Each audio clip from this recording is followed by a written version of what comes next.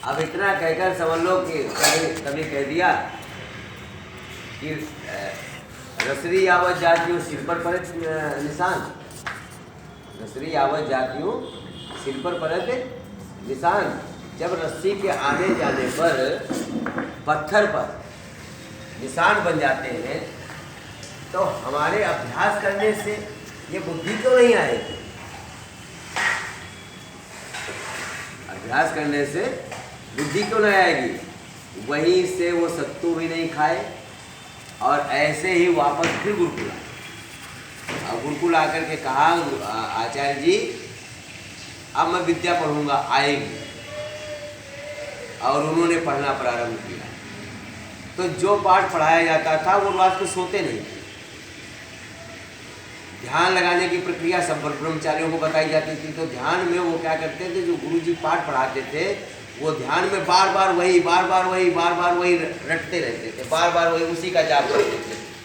और जाप करते करते और उसी पाठ को पढ़ाते बार बार है, उनकी बुद्धि इतनी तेज हो गई कि देखो वरदराज बन गए और आचार्य वरदराज कहलाए, बड़े संस्कृत के प्रकार विद्वान।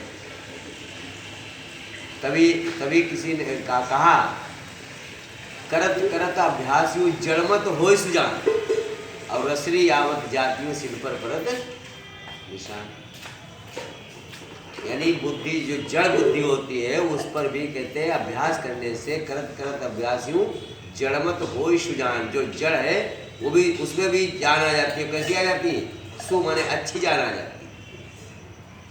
अब आप व्याकुल होते हो, कहते हैं हम इसीलिए कोई भी प्रयास असफल नहीं सोचते हैं कि चाहे जितना ही कमजोर क्यों न बालक हो, इसको याद ना होता हो, बशर्ते वो मेरी बात को माने और मेरे पास में रहे।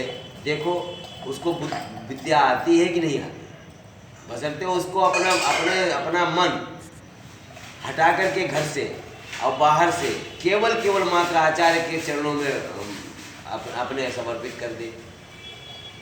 वो जैसा दे वैसा खाओ, जैसा रखे वैसे रहो, जैसे बैठा ले वैसे बैठो, जैसा पहनने को कहे वैसा पहनो, जो की भी क्रिया करे वो क्रिया करवाए वो हमेशा सर माथे पर रख करके करो। देखो आपको विद्या आती कि नहीं। बिल्कुल आपको कुछ भी याद ना होता हो, हम गारंटी देते हैं या तो वो फेल या तो हम फेल।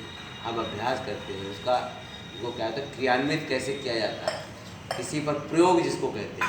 ये प्रयोग करने की चीज़ें हैं। तो हमने प्रयोग करके देखा है और वास्तव में प्रयोग सफल हुए। जो जिन लोगों ने ऐसा किया